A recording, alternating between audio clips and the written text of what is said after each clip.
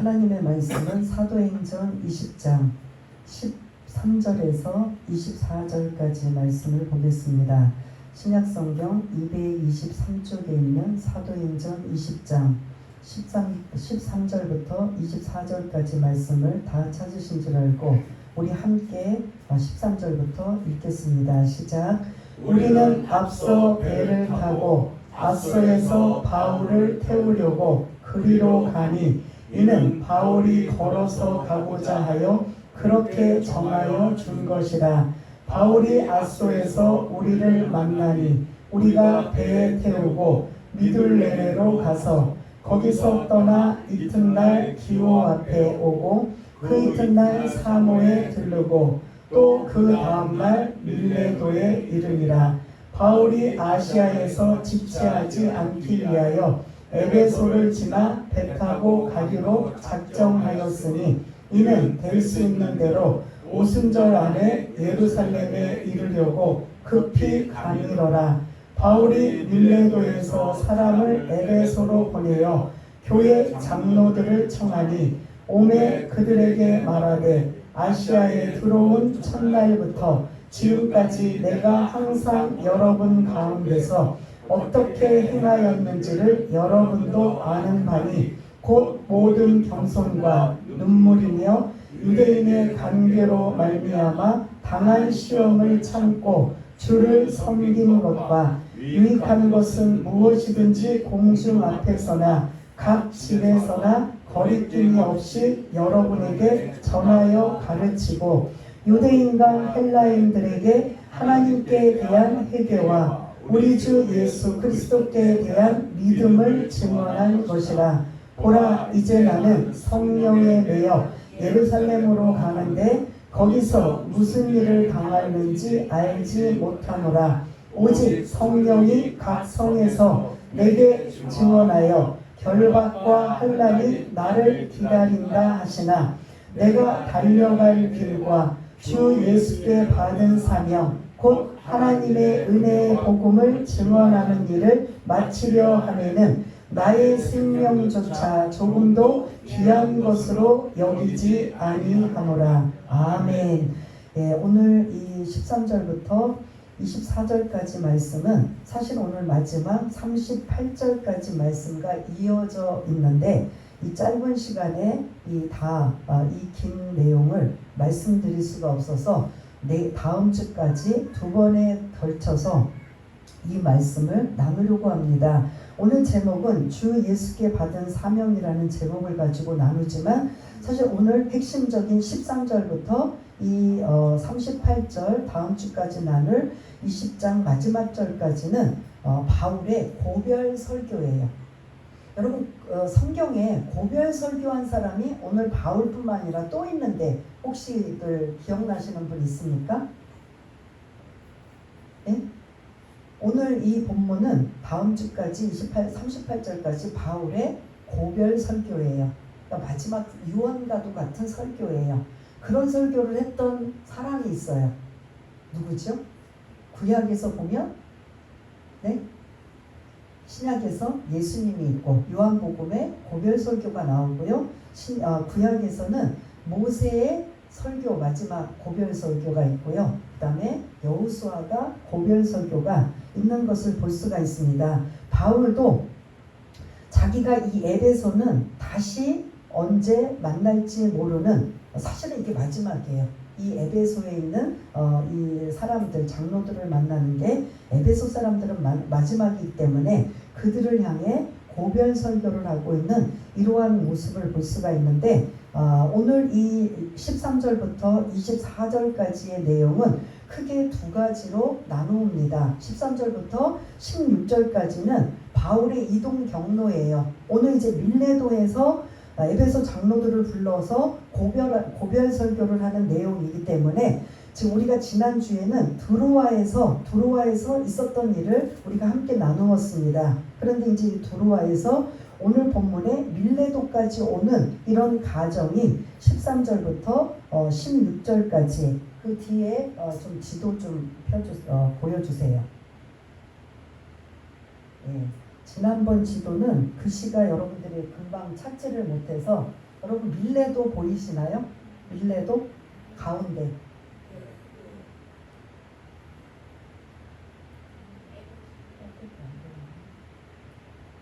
밀레도 가운데 있는 거 보이시죠? 오늘 도착 지점이 바로 이곳이에요. 그러면 지난주에 우리가 나누었던 지명은 어디였죠? 두로아. 두로아도 보이시나요? 예. 두로아에서 오늘 이제 밀레도까지 오는 여러분들이 이제 하살표를 잘 보시면 내려오는 하살표, 올라가는 하살표가 아니라 내려오는 하살표를 보시면 두로아 밑에 뭐가 있어요? 아니요. 두로아 밑에 아소. 보이세요? 아소. 두로아 밑에 아소. 그 다음에 미들레네. 예, 그 다음에 이제 또 흐리게 보여서 뒤에 분은 안 보이는데 앞에 분은 기호, 사모 이렇게 나옵니다. 그렇게 경로를 거쳐서 사모를 거쳐서 밀레도에 도착을 했다. 그런데 지금 13절, 14절에 보면은 드로아에서 아소까지 이게 이제 지금 이 지도가 이 점 때문에 가려져 있는데 여기가 이렇게 코처럼 뾰족해요. 이게 삼각형으로 돼 있어요. 여기 아소라고 써 있는 이 지역을 그러니까 드로아에서 여기 지금 이쪽으로 이렇게 꺾어서 가는 이런 부분이 아소인데 지금 이 여러분들이 성경을 읽으시면 바울의 그 동역팀은 드로아에서 배를 타고 아소까지 가요. 근데 바울은 걸어서 아소까지 가요. 이게 무슨 일일까? 그리고 아소에서 만나요. 그래서 아소에서 바울이 배를 드로아에서 동역자들이 배를 타고 아소까지 오는 그 배를 만나서 다시 이제 배를 타고 밀레도까지 가는 거예요. 그럼 여러분 궁금하지 않으세요? 지금 아까 제가 강조한 게 드로아에서 아소는 이게 뾰족하게 삼각형으로 돼 있다고 했어요. 그러면 드로아에서 이렇게 아소까지 오려면 이렇게 돌아와야 돼요. 배를 타려면. 그러면 반대로 걸어서 오려면 어떻게 될까요? 직선으로 와요. 그래서 이렇게 돌아오는 게 한 50km, 배로 오는 거, 직선으로 오는 건 약 30km. 근데 그 직선이 30km지만 말이 그렇지 서울에서 수원까지 여러분도 서울에서 한 수원까지를 걸어간다고 생각하면 말이 돼요 안 돼요? 옛날 시대는 뭐 집신 몇 개 이렇게 개나리 모침에다가 해놓고 뭐 당연히 교통편이 없으니까 가지만 지금은 그렇게 가는 사람은 뭐 자기가 건강을 위해서나 어떠한 그런 목적이 아닌 다음에는 그렇게 일부러 수원까지 걸어가는 사람 있어요 없어요? 뭐 할 것 같아요? 예? 뭘 타고 가요? 교통편을 타고 교통을 어떤 무슨 승용차든지 뭐 전철이든지 뭘 타고 갈 거 아니에요. 근데 그 당시에는 교통편이 배밖에 없어요. 그래서 드로아에서 아소까지 가려면 이 사람들이 30km가 멀으니까 대부분 좀 돌아서 가더라도 뭐를 탄다? 배를 타고 이동을 해요. 그런데 유독 바울은 그 배를 타고 가지 않고 뭐 하고 있었다? 걸어서 간다. 짧은 거리도 아닌 그 거리를 혼자서 가고 나머지 동역자들은 배를 타고 우리 어디서 만나자? 아소에서 만나자. 왜 그랬을 것 같아요? 왜? 지금 바울은 몸도 마음도 사실은 많이 힘들고 어려운 상황이에요. 그럼에도 불구하고 그 먼 거리를 홀로 간다라는 건 없어요. 정답은 없지만 여러 가지 그러한 이 성경 안에서의 내용을 유추해 본다면 지금 바울은 어디를 지금 목적지를 향해 가고 있어요? 예루살렘을 향해. 왜요? 목적이 뭐예요? 구제헌금을 걷어서 예루살렘에 전달하려는 이 목적이 있고 그리고 그리고 앞으로 개인적인 본인의 사명을 가지고 지금 가는 이러한 것들을 혼자 경건의 시간, 하나님 앞에 개인적인 묵상하는 시간을 갖기 위해서 걸으면서 옆에 있는 동역자들이 있으면 아무래도 제대로 이렇게 하나님과의 1대1의 만남이 좀 이렇게 산만해질 수 있으니까 아소의 동역자들은 배를 태워 보내고 본인은 걸어서 그 먼 거리를 걸어서 이동하여 어떻게 한다? 아소에서 14절에 보면 만나게 됩니다. 만나게 돼서 거기서 이제 배를 타고 어디까지 가느냐?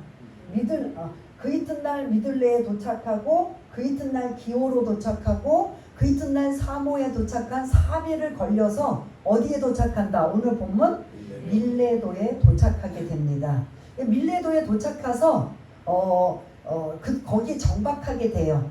근데 정박하면서 이 지금 바울이 좀 여지를 두고 이제 뭔가 이게 좀 안타까운 게 뭐냐면 밀레도에 바로 옆에 여러분들 그 점 동그란 점이 바로 지역이 이제 그 쓰면은 안 보일까봐 화살표로 뭐라고 써 있어요. 밀레도 바로 위쪽에 점. 밀레도 찾으셨어요? 바로 위에 점이 있잖아요. 지명 표시하는 점. 그걸 이렇게 표시를 해놓고 뭐라고 나왔어요? 그러면 지금 에베소와 밀레도는 뭐 이게 지도상으로는 가까워 보여요? 안 가까워 보여요? 근데 이제 가까워 보여도 하루 정도의 거리예요. 그런데 바울이 1차, 2차, 3차 그 전도 선교 여행을 거치면서 반드시 한 번씩 다시 갔다 와요? 안 갔다 와요? 갔다 와요. 그런데 3차 전도의 마지막 지역인 에베소는 마지막으로 한 번 다시 왔다 갔을까요? 안 왔다 갔을까요? 안 왔어요. 다 거쳐갔는데 그냥 아소에서 배를 타고 어디까지 갔다? 밀레도까지 간 거예요. 근데 밀레도에서 정박해서 지금 며칠 머물고 있는 상황에 정박한다라는 건 배가 거기서 뭔가 고치거나 무슨 사정이 있어서 그런지는 몰라도 며칠 여기서 머물게 되는 거예요. 내가 원하지 않아도.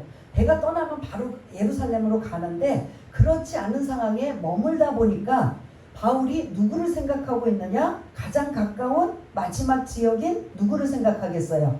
에베소를 들러오지 못한 이것을 어차피 지금 배도 지금 진행하지 못하니까 머물러 있으니까 그 동역자들을 통해서 가서 에베소 장로들을 불러와라. 이걸 지금 부탁하고 있는 거예요. 그게 13절부터 16절까지 드로아에서 밀레도까지 도착한 지점의 이동 과정의 경로. 그래서 제가 여기 이제 아까 여러분들이 읽으실 때 드로아를 빨간 걸로 표시하고 아소를 빨간 걸로 표시하고 밀레도를 빨갛게 표시한 거 보셨지요? 예, 그러한 지명이 오늘 그 이동 경로의 핵심 지명이다라는 걸 좀 알려드리려고요. 중간에 아소는 유난히 다 같이 배를 타고 갔으면 굳이 그렇게 중요하지 않는데 왜 아소를 딱 집어서 말씀드렸느냐? 바울이 뭐 했던 곳이라고요? 배를 타지 않고 걸어서 이동했던 것이기 때문에 그래서 그 아소를 여러분들한테 빨간 걸로 표시하면서 좀 여러분들이 기억하시고 한번 여러분들이 묵상하시라고 아소라는 지명을 말씀드렸고 오늘 도착 지점은 어디예요? 그래서 밀레도입니다. 밀레도에 도착해서 내가 원하든 원하지 않든 배가 정박한 상황에 계속 진행하지 배가 나아가지를 못하니까 거기서 바울은 누구를 생각하고 있었다? 에베소를 생각한 거예요. 근데 그 폭동과 소동이 너무나 엄청나서 다시 에베소를 갈 수는 없어요. 그래서 거기 있는 누구들을 지금 초청하고 있다? 장로들. 그래서 지금으로 말하는 장로의 그 직제가 아니라 그때의 그 장로는 나이가 많으면서 믿음이 좀 견고하고 모든 사람이 볼 때 좀 이렇게 존경할 만한 이러한 사람의 자격을 지금으로 말하면 사실은 목회자나 지도자급이에요. 근데 에베소에 그 바울이 몇 년 동안 있었어요.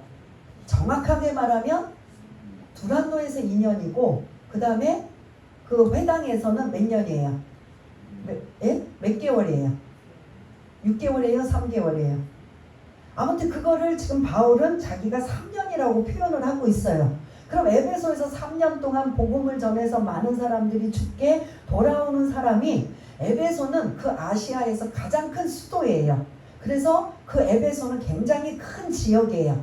그러면 복음을 들은 사람들이 각 가서 또 복음을 전하면 그 넓은 지역에 그 복음을 전하여서 가정교회가 세워지면 여러분들이 미루어 짐작해서 그 에베소에 몇 군데의 가정교회가 있을 것 같아요? 한 군데? 예? 많이 있을 것 같아요. 그래서 그 많이 가는 그 복음을 받아들인 사람이 자기 있는 처소나 이런 그런 주변에 있는 사람들을 또 복음을 전하여서 또 가정교회를 세우고 가정교회를 세운 에베소의 많은 가정교회의 지도자들만 딱히 불러다가 자기가 직접 못 가니까 지도자들을 불러다가 뭔가 당부하고 싶은 이야기가 있기 때문에 이전에는 뭐 고린도 교회든 뭐 직접 가서 그들을 불러 모아서 자기가 하고 싶은 이야기를 당부했다면, 에베소는 또 다음 두 번째로 가지를 못하는 상황이 되다 보니까 거기에 있는 대표자, 지도자, 목회자들급을 불러다가 오늘 그들에게 고별 설교를 하는 내용이다라는 걸 여러분들이 기억을 하시면서 13절부터 16절까지는 이제 그런 이동 경로에 대한 말씀이기 때문에 이제 지금까지 그 지도를 보며 말씀드린 거 이제 넘어가고요. 17절부터 이제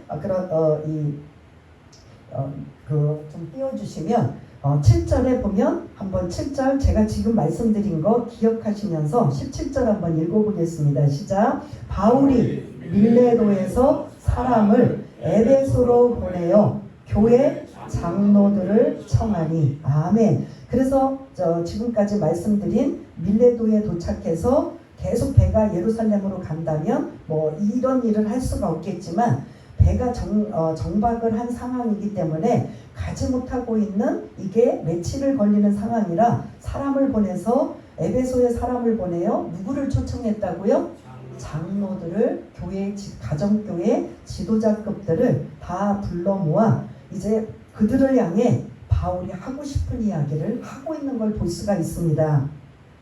18절에 보면은 아시아에 들어온 첫날부터라고 하는 이 아시아는 구체적으로 어느 지역이에요?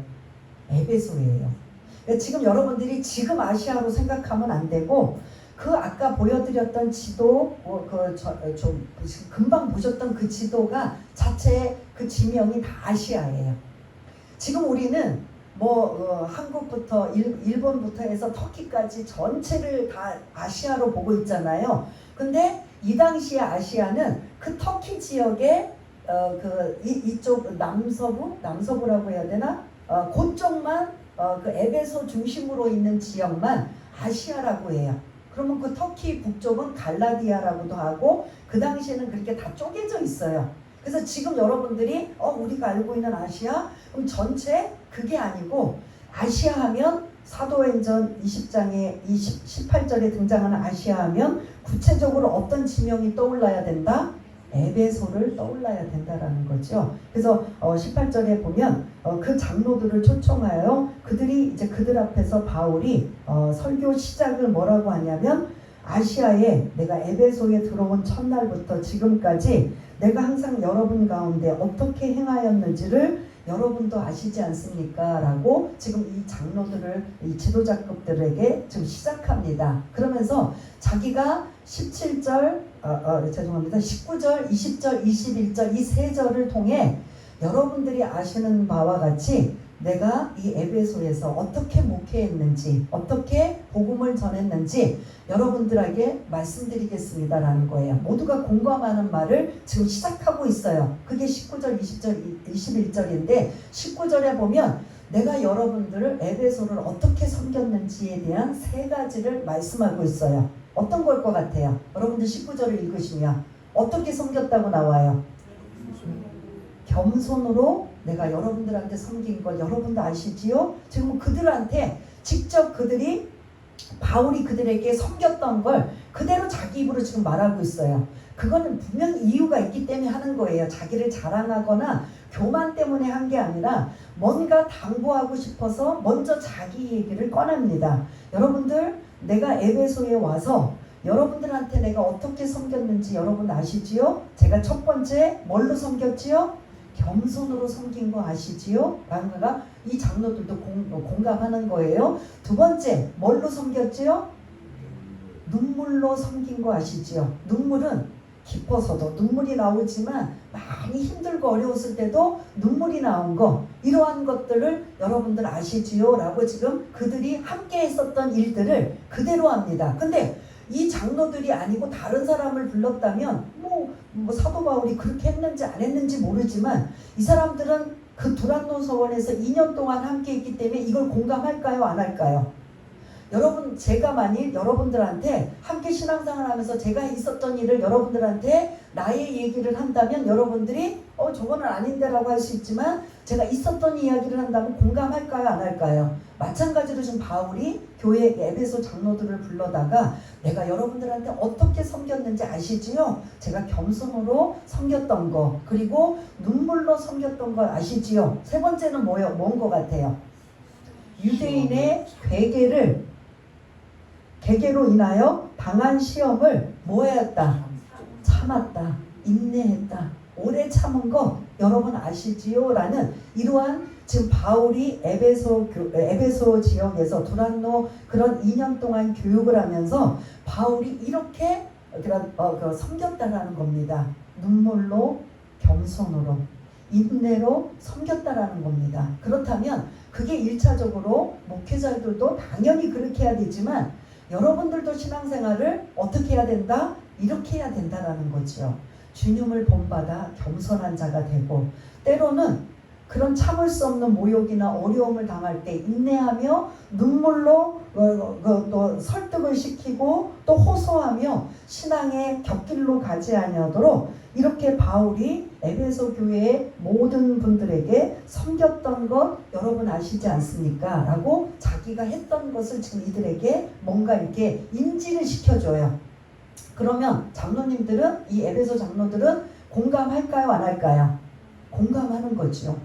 공감해요. 그러면서 내가 여러분들을 섬긴 것뿐만 아니라 제가 어떻게 전하고 가르쳤는지 20절에 보면은 어떻게 가르쳤는지 시작하는 문장이 뭐라고 해요?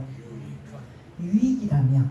여러분들의 유익한 것이 되기 위해서는 내가 거리낌 없이 담대하게 용기 있게 사람들의 눈치 안 보고 여러분들한테 전하고 가르친 거, 그것도 여러분 아시지요? 라는 이러한 의미를 지금 이 에베소 장로들에게 말하고 있습니다. 그러면서 21절을 또 띄워주시면, 21절 띄워주시면은 내가 복음의 핵심의 내용이 뭔지 아십니까? 아시지요 여러분들? 하면서 뭐예요? 두 개의 단어만 찾아보세요. 회개와 믿음이에요. 내가 여러분들한테 그렇게 2년 동안 여러분들을 섬기며 유익이 되는 것은 뭐 누구의 눈치도 안 보고 거리낌 없이 담대하게 용기 있게 여러분들한테 전한 내용이 뭐라고요? 하나님께 대한 회개, 그리고 주 예수 그리스도께 대한 믿음에 대한 이것만, 회개와 믿음만 강조하면서 내가 여러분들한테 가르치지 않았습니까? 라는 이러한 얘기예요. 그러니 에베소 장로들은 이러한 바울의 두란노 서원에서 2년 동안 말씀을 잘 배워서 그들이 이제 지도자로 각 가정교회에 파견되어 이제 그 가정교회를 인도하는, 이끌어가는 지도자들인 걸 볼 수가 있는데, 이들을 집중적으로 지금 바울이 두란노 서원에서 그런 교육시켰던 이러한 부분의 핵심이 믿음과 뭐라고요? 회개라는 내용입니다.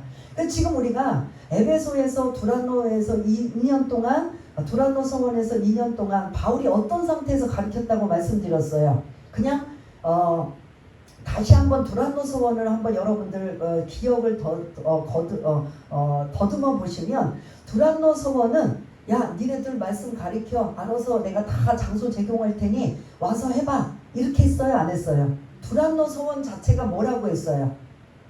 두란노라는 사람이 자기의 철학이나 어떤 교육 장소라고 말씀드렸어요. 그런데 어느 대에 가서 이 말씀을 나눴다고 했어요? 교육을. 저녁이 아니죠. 가장 더운 몇 시부터? 11시부터 4시까지. 점심시간. 그들은 너무 덥다 보니까 점심을 먹고 오후까지 쉬다가, 그리고 5시부터 4시 이후부터 이제 다시 뭐 교육을 하든지 하는 그 시간에 그 두란노라는 장소가 뭐한 상태에 있는 거예요. 비어있는 이 상태를 사도 바울이 그 교육장, 복음을 전하는 교육장소로 사용하고 있는 이러한 상황이에요. 근데 바울이 11시부터 4시까지 점심을 먹었다고 쳐도 매일 3시간씩 2년 동안 집중적으로 교육한 내용을 무엇이었을까라고 했는데, 오늘 21절에 보니까 뭐였다? 회개와 믿음을 집중적으로 가르쳤다라는 소리예요. 유익이 된다면 거리낌 없이 거침없이 담대하게 전했다라는 소리예요. 그러면서 막 이제 그 안에는 두 부류가 있어요.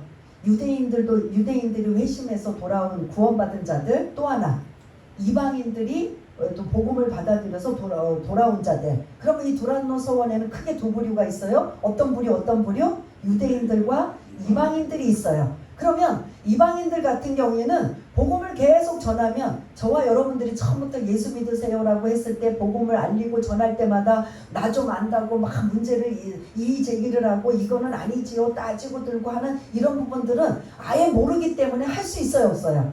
못해요. 근데 조금 아는 사람이 이런 걸 따져요, 안 따져요? 그러면 그 두란노 서원 안에 어떤 부류가 따질까요? 유대인들이 계속 초를 치는 거예요. 문제를 막 일으키는 거예요. 그럼 그 중간에 이방인들은 뭐 말씀도 모르고 성경도 모르니까 그냥 바울이 전해드는 것 가지고 우리처럼 전해주면 그게 그 말씀인가 보다 하고 사모하고 그렇게 살아야지 하고 하는데, 초를 치는 부류는 누구라고요? 유대인들이 항상. 그래서 이 지금 19절에 눈물로 겸손으로 그리고 유대인의 그 계계를 당한 시험을 참고 하는 이 모든 것들이, 그런 가정 속에서 많은 어려움이 있었지만 이렇게 내가 잘 그런 섬겼던 것 여러분들 아시지요? 라고 하면서 다시 그 두란노 서원을 우리가 기억한다면 2년 동안 사도 바울이 이러한 자세와 이러한 모습으로 이렇게 목회를 했구나, 말씀을 전했구나. 이게 오늘 이 본문 안에 바울이 어떻게 했는지가 좀 담겨져 있는 것을 볼 수가 있습니다. 그러면서 중점적으로 했던 회개와 믿음을 강조했던, 근데 그 두란노 서원 2년 동안 매일 3시간씩 2년 동안 가르칠 때 바울이 아무것도 안 하다가 내가 오늘 이제 이 시간에 가서 가르쳐야지라고 했다고 했나요? 바울이 어떻게 했다고 했어요? 예? 일하고. 무슨 일? 천막 만드는 일. 그래서 뭐도 갖고 뭐의 능력이 나타나고 했어요? 앞치마와 수건의 능력이 나타날 정도. 그것만 막 바울 앞에 와서 막 머리를 디밀고 막 병든 자 와서 뭐 기도받으라고 할 때 사람이 하도 많으니까 아이고 나는 저 바울이 일했던 앞치마나 손수건만 만져도 낫겠다고 해서 진짜 병든 자들이 낫게 되는 이런 기적도 경험하게 된 게 이 두란노 서원에서 있었던 일을 볼 수가 있는데, 그러면 우리가 그 에베소 두란노 서원 2년 동안에 어떤 교육을 했고 어떤 마음으로 했고 이런 것들은 하나도 모르잖아요. 근데 오늘 이 본문에서 사도 바울이 2년 동안 두란노 서원에서 이렇게 섬겼고 이렇게 가리키고 이러한 말씀을 중점적으로 했구나 라는 말씀이 19절, 20절, 21절에 있다 없다? 있다라는 겁니다. 요 내용이에요. 두란노 서원에서 있었던 일. 그리고서 이제 22절부터 앞으로 자기가 그런 일어날 일을 그리고 자기의 마음가짐을 말씀하고 있는 걸 볼 수가 있습니다. 22절 한번 읽어볼까요? 시작. 보라, 이제 나는 성령에 매여 예루살렘으로 가는데 거기서 무슨 일을 당하는지 알지 못하노라. 아멘. 여기서 22절에 보면 나는 성령에 매인다는 게 뭐예요? 소에 고프리를 잡아서 끌고 가듯이 성령께서 바울을 끌고 가신다는 소리예요. 이 말을 다른 말로 하면 성령 충만한 사람은 내 생각으로 내 방법으로 하는 게 아니라 성령의 인도하심을 받는데 그거를 뭐라고 하냐면 성령의 이끌리어라고 해요. 그래서 사도 바울이 1차, 2차, 3차 이러한 그런 숱한 어려움 속에서도 계속 복음을 전할 수 있었던 건 성령의 모함이 때문에 어떤 상황이기 때문에 이끌리는 상황. 이게 성령의 매여라는 게 성령께서 막 끌고 가시는 거예요. 그래서 내 생각대로 내 마음대로 안 되는 거예요. 그래서 2차 때도 그 아시아에서 복음 전하기 위한 그런 바울의 생각이었는데 성령에 매여서 어디까지 갔어요? 2차 때 유럽으로 마게도냐의 환상을 통해 유럽으로 마게도냐 그리스, 지금으로 말하면 그리스 지역으로 복음을 전하게 되는 이러한 상황을 볼 수 있는데, 지금까지 내가 1차, 2차, 3차를 마무리한 거예요. 지금 오늘 본문에는 1차, 2차, 3차 선교 여행을 마무리하면서 내가 이 1차, 2차, 3차를 마무리할 때 내가 이 모든 선교 여행을 내 힘으로 내 뜻대로 한 것이 아니라 누구에 매여서 한 것이다? 성령에 이끌려서, 성령에 매여서, 성령의 인도함을 받아 내가 이렇게 선교 여행을 지금까지 3차에 다녔습니다 라는 이 말씀이에요. 그래서 내가 한 일은 다 내가 즉흥적으로 감정적으로 내 기분대로 내 계획으로 한 게 아니라 전적인 누구에 이끌려서? 성령에 이끌려서 이렇게 했습니다 라고 지금 누구에게 지금 알려주고 있어요? 장로님. 그러면 이거를 듣고 있는 에베소 장로들은 그러면 자기네들도 어떻게 해야 된다는 소리예요? 자기네들이 아무리 많이 배우고 그런 많은 그런 삶을 살았다 할지라도 이 주의 일은 어떻게 해야 된다? 내 방법, 내 뜻, 내 생각으로 하는 게 아니라 내 잔꾀와 내 이런 계획대로 하는 게 아니라 어떻게 해야 된다? 성령님에 이끌려서 목회를 하고 성령님에 이끌려서 그 가정교회를 여러분들이 이끌어 가셔야 됩니다 라는 이 말도 함께 담겨져 있는 걸 볼 수가 있습니다. 교회 안에서 신앙생활하면서 여러분들이 하나님의 자녀로 가장 올바른 방법은, 근데 시간은 걸려요. 시간은 걸리고 좀 오래 걸리지만 가장 완벽한 방법은 어떤 방법이다? 성령에 매여 사역하고, 성령에 매여 신앙생활하고, 성령에 매여 여러분들의 삶을 사시는 게 가장 바람직한 방법이 사실 이 방법이라는 거죠. 그래서 사도 바울이 내가 지금까지 1차, 2차, 3차 이렇게 오랫동안 복음을 전하는 이 일은 내 계획과 내 뜻과 내 방법으로 한 것이 아니라 성령에 매여 내가 이 일을 했습니다 라는 말씀이에요. 그러면서 이 22절에 보면 그 다음에 뭐라고 말씀하고 있죠? 내가 이제 예루살렘으로 가는데, 예루살렘으로 가는 그 길이 뭐라고 나와요? 어떤 일을, 무슨 일을 만났는지, 당했는지 알 수 없습니다. 그러면 지금 예루살렘으로 가는 그 길이 기쁘고 즐겁고 환영받을 일이라는 거예요? 아니에요. 분명히 지금 뭔지는 모르지만 뭔가 있다라는 소리예요. 그걸 23절에 다시 언급합니다. 23절 한번 읽어볼까요? 시작. 오직 성령이 각 성에서 내게 증언하여 결박과 환난이 나를 기다린다 하시나. 아멘. 성령께서, 성령에 내가 매여 이끌려서 계속 이 사역을, 이 전도 선교 여행을 내가 지금까지 감당했는데, 그럴 때마다 성령께서 내 마음에 뭐라고 하시는지 아십니까? 라고 하면서 어떤 두 단어가 또 나와요. 뭐가 나와요? 너는 복음을 전하는데 내가 너를 이끌어 가니까 좋은 일만 생길 거야. 막 많은 열매 맺는 일만 생길 거야. 전혀 머리털 하나지 상하지 않고 그냥 복음만 전하면 많은 사람들이 기다렸다는 듯이 나 그 예수 믿겠어, 나도 믿겠어라고 해서 가는 곳곳마다 많은 능력의 역사가 나타날 거야 라고 했다고 했어요? 예? 23절에 보면 뭘 기다린다고 해요? 결박이 뭐예요? 묶임은 뭐예요? 잡혀간다는 소리예요. 또 하나 뭐예요? 환난.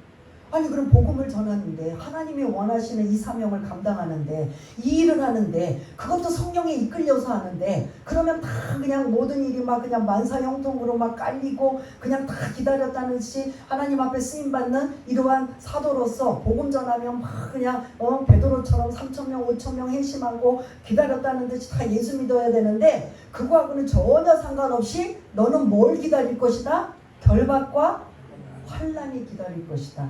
이 좋은 단어예요? 아니에요? 내용은 몰라도 좋은 단어예요? 아니에요? 그러면 이것도 그냥 어느 한 특수한 지역만이 아니라 23절에 보면 각 뭐마다 가는 곳곳마다. 그래서 우리가 1차, 2차, 3차를 보면 계속 어떠한 상황을 만났어요.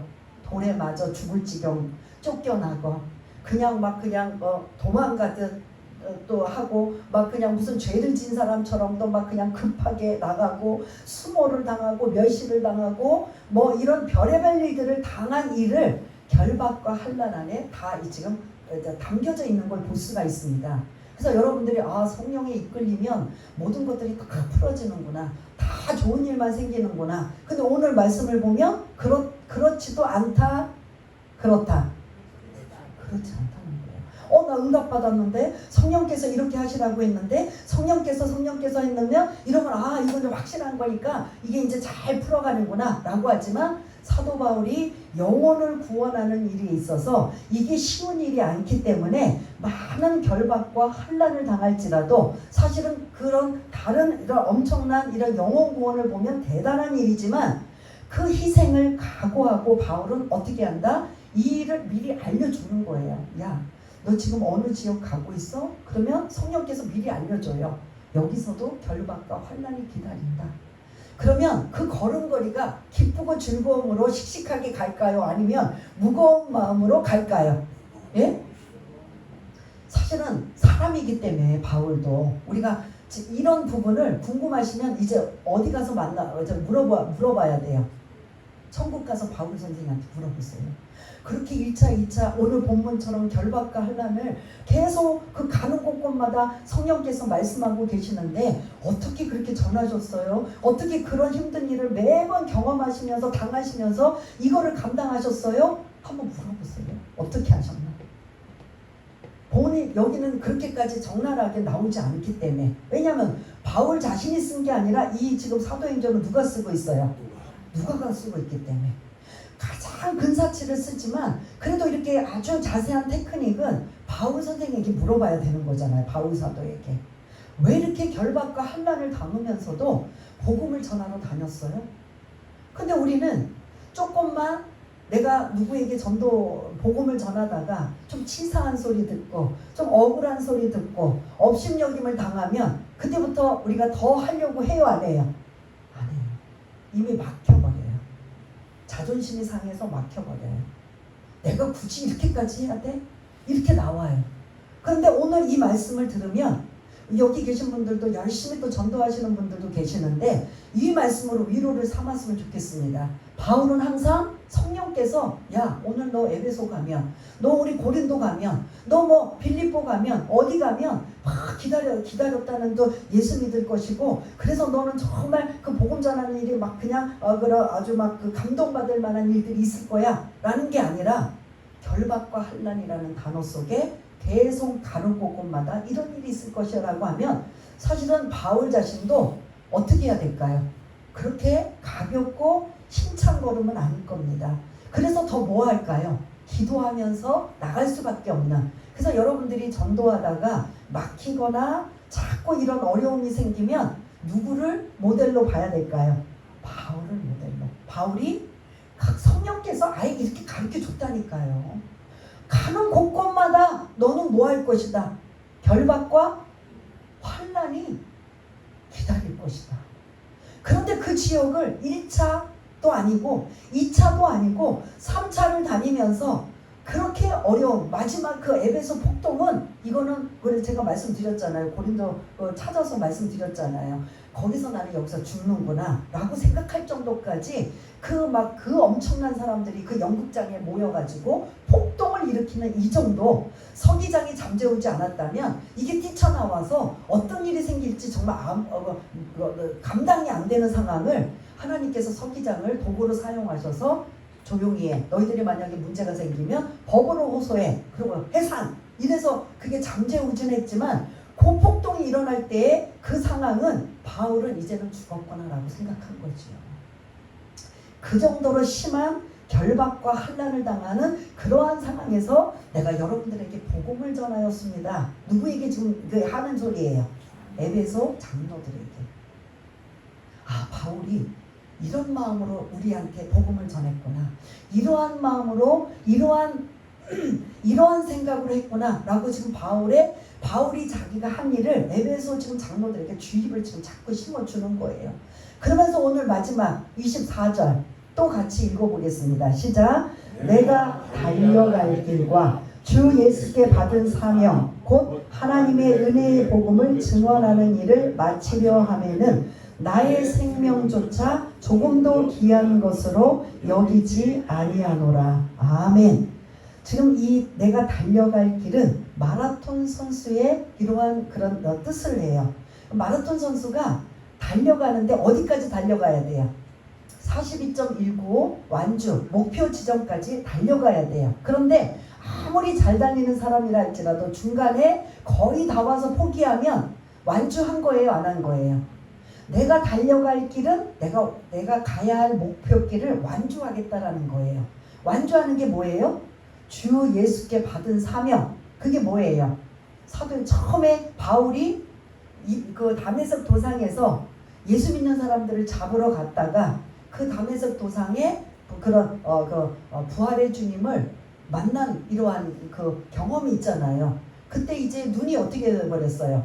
멀어버려서 이제 그 나중에 아나니아를 통해서 이제 안수받아 눈이 띄어지며 그에게 사명을 받잖아요.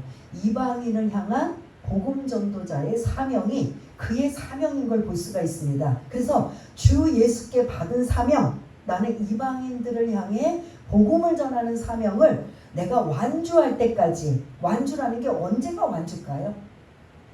사도행전 1장 9절에서 보면 오직 성령이 임하시면 너희가 권능을 받아 예루살렘부터 어디까지? 사마리아 온 유대와 땅끝까지. 그러면 지금 사도 바울은 땅끝을 향해 가고 있는 거예요. 즉 예루살렘부터 시작해서 온 유대와 사마리아까지 복음을 전했어요. 그리고 그 다음 땅끝은 지금 그 사도 바울이 1차, 2차, 3차 전도를 거쳐 지금 계속 가고 있는 거예요. 근데 마지막 어디가 남았다고 했어요? 로마와 그 끝에 있는 스페인, 서바나라고 하는 끝에 지역만 지금 남겨놓은 거예요. 그래서 바울이 이제 에베소 사역을 마치고 나서 이제 거의 땅끝 사역 마무리 스페인만 하면 내 사역은 다 했다라고 생각을 하고 있는 거예요. 1차, 2차, 3차를 거쳐서 이 에베소 장로들에게 마지막 나는 땅끝까지의 이방인을 전도하는 이 사명을 하나님 앞에 받았다.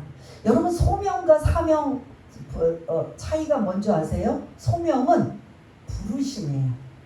하나님이 나를 부르셨다. 그러면 여러분들 다 소명이에요? 아니에요? 여러분들 하나님의 자녀로 부르셨어요. 그러면 거의 소명이에요. 거기다 또 특별한 수명은 있어요. 뭐 이사야처럼 바울처럼 어떠한 특별한 일을 시키기 위해서 이게 특별한 소명도 있지만 사실 저와 여러분들은 다 소명에 해당된다고 볼 수가 있어요. 그 사명은 뭐예요?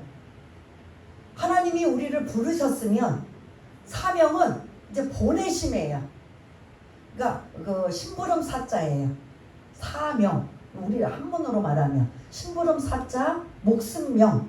그럼 이걸 풀어서 말하면 뭐라고 해야 돼? 이 사명은 목숨 걸고 뭐 해야 된다? 사자가 무슨 사자라고 했어요? 심부름 사자, 목숨 명자. 그러면 이거를 붙이면 뭐가 돼요? 풀으면 목숨 걸고 심부름을 잘해라. 누구 심부름이요? 하나님 심부름. 바울의 예를 들자면 목숨 걸고 이방인의 사명, 이방인들에게 복음을 전하는 사명을 심부름으로 시킨 거예요.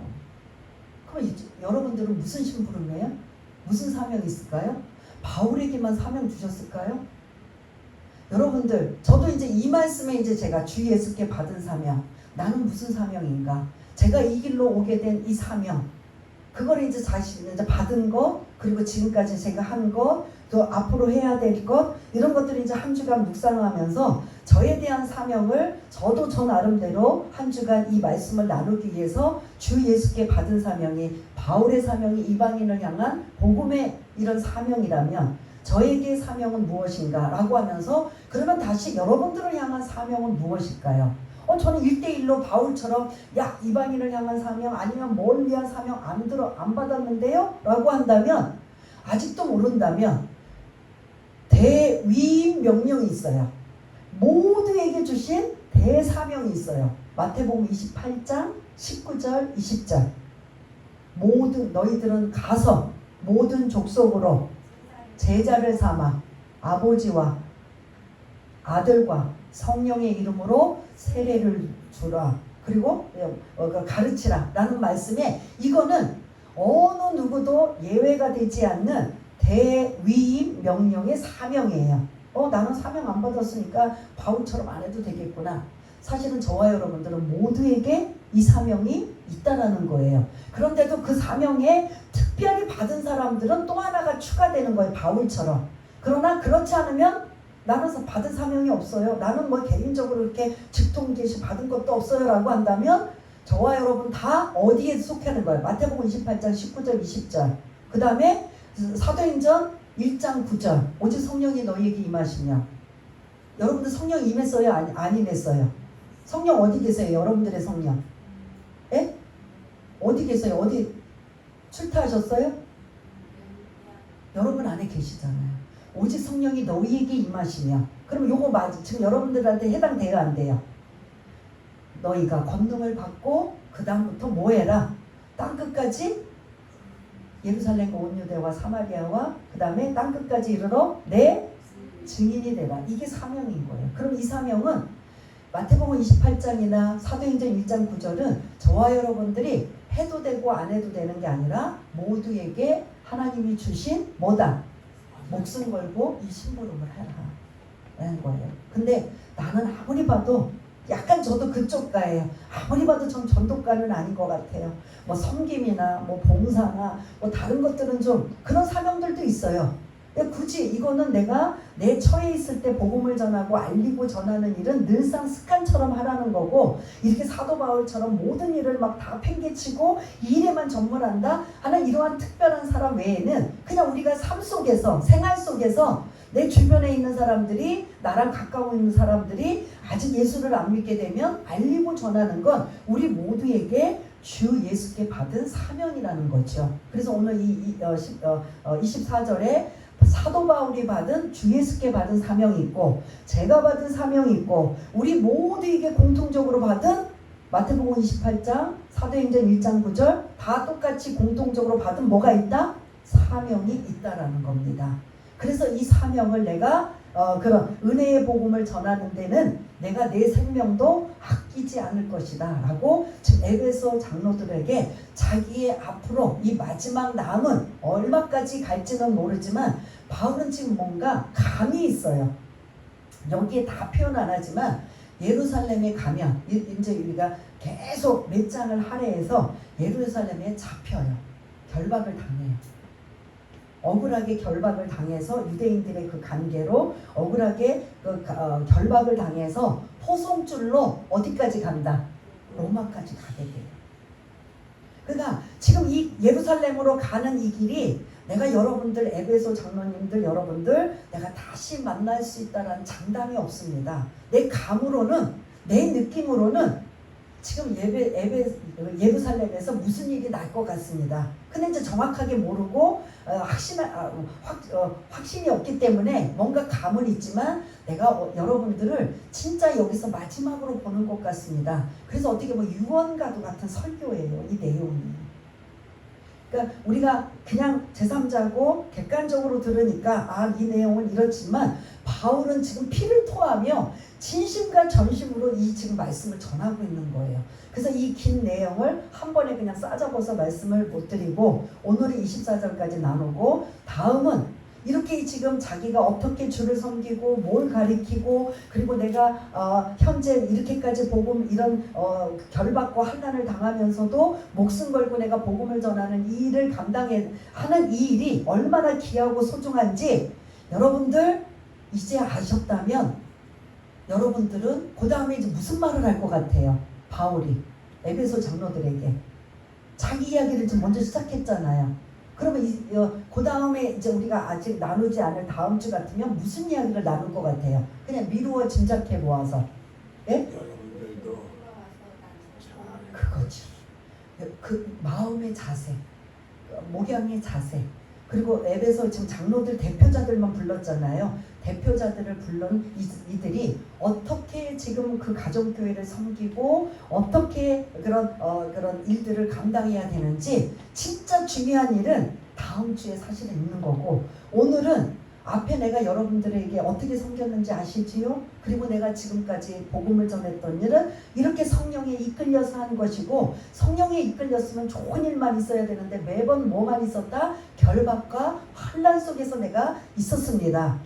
그래서 지금 내가 예루살렘으로 가지만 예루살렘에서 지금 무슨 일을 당할지 알 수 없습니다. 근데 실제로 거기서 결박당한 포승줄로 로마에 끌려가게 되는 이러한 일이 일어나게 됩니다.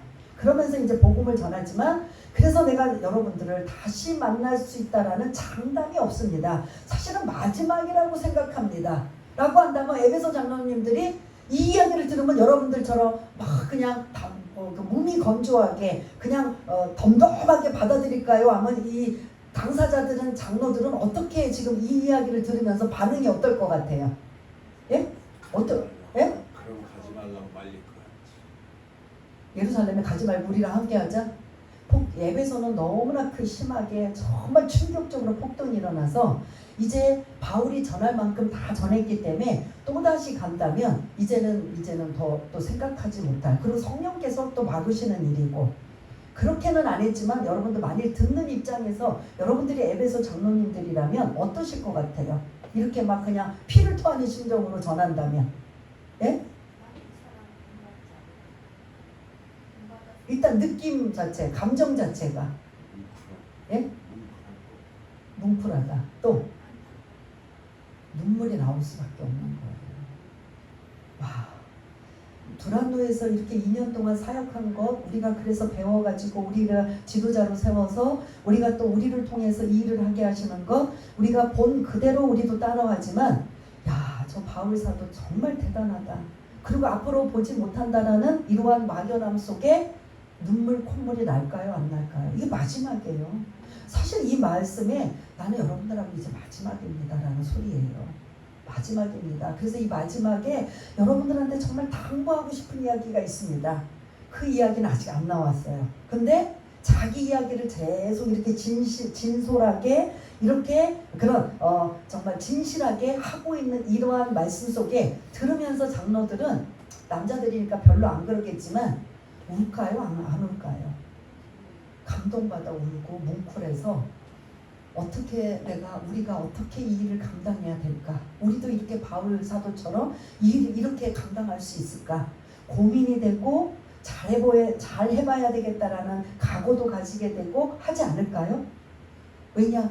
바울이 먼저 모범을 보이고 에베소에서 사역했던 부분, 내가 어떻게 여러분들을 섬겼는지, 그리고 내가 어떻게 하든 거리낌 없이 담대하게 전하고 가르쳤는지, 그리고 하나님께 대한 회개와 주 예수 그리스도께 대한 믿음을 그걸 중점으로 해서 여러분들한테 가르친 것, 여러분들 그것 잊지 마시고 여러분들 잘 에베소 그런 지도자로서 감당하시길 바랍니다. 그러면서 자기의 있었던 일과 앞으로 일을 지금 23절 24절에 짤막한 내용으로 내가 달려갈 길과 그리고 주 예수께 받은 그 사명, 그게 하나님의 은혜의 복음을 전하기 위해서는 내가 나의 생명도 조금도 아끼지 않겠습니다.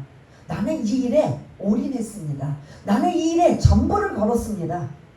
근데 그 일을 전부를 걸었다면 성령께 이끌려서 성령께서 함께 하시고 성령의 동행하심과 성령의 인도함이 있지만 그것이 모두가 만사형통이 아니라 반드시 모두 함께 있다라는 거예요. 결박과 환난이 있습니다. 그래서 여러분들 하나님 앞에 응답받았으면 그 좋은 일로 이렇게 포장하고 있는데 사도 바울의 경험으로 보면 꼭 그렇지만은 않다라는 일도 굉장히 많다는 거예요.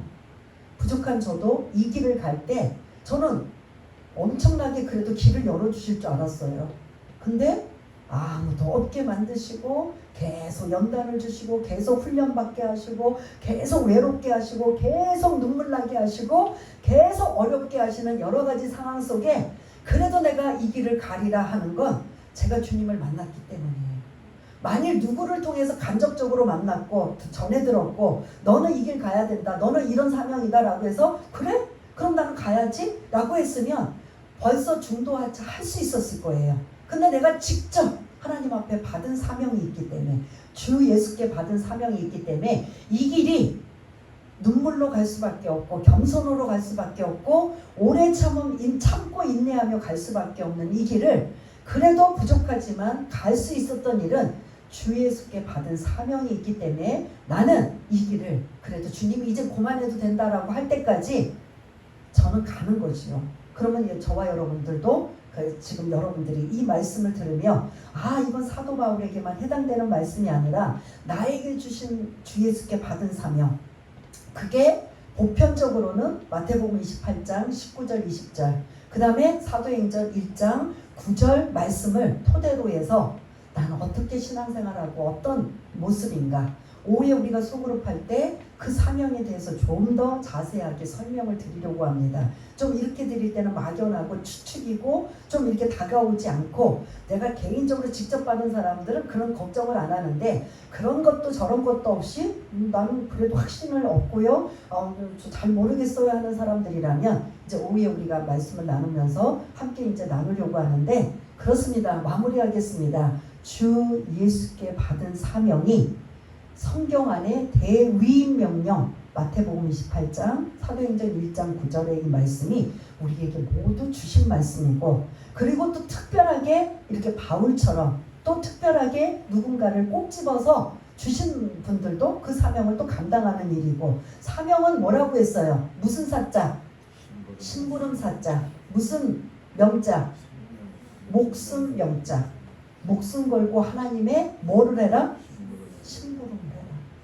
사도 바울이 목숨 걸고 하나님의 무슨 심부름을 한 거예요? 이방인들에게 복음을 전하라. 목숨 걸고 라는 이러한 사명이 바울에게 있었다면 저에게도 마찬가지고 여러분들에게 주시는 말씀으로 이 마지막까지 끝까지 그런 믿음을 가지고 승리하시는 저와 여러분 모두가 다 되시기를 바라겠습니다. 우리 한번 말씀을 한번 기억하시면서 한번 결심하고 다짐하며 기도할 수 있는, 성령님의 도우심을 받을 수 있는 그런 마음으로 한번 기도하는 시간을 갖겠습니다. 할렐루야. 사랑이 많으신 하나님 아버지, 바울이 밀레도에서 에베소 장로들을 초청하여 유언과도 같은 고별 설교를 지금 하고 있습니다. 바울은 이들을 다시 만날 수 없다라는 무언가 이런 느낌이 있기 때문에 이들에게 정말 진짜 알맹이를 정말 전하고 싶은 그러한 마음을 오늘 우리가 24절까지는 바울의 생각, 바울이 어떻게 했던 것을 우리가 나누었습니다.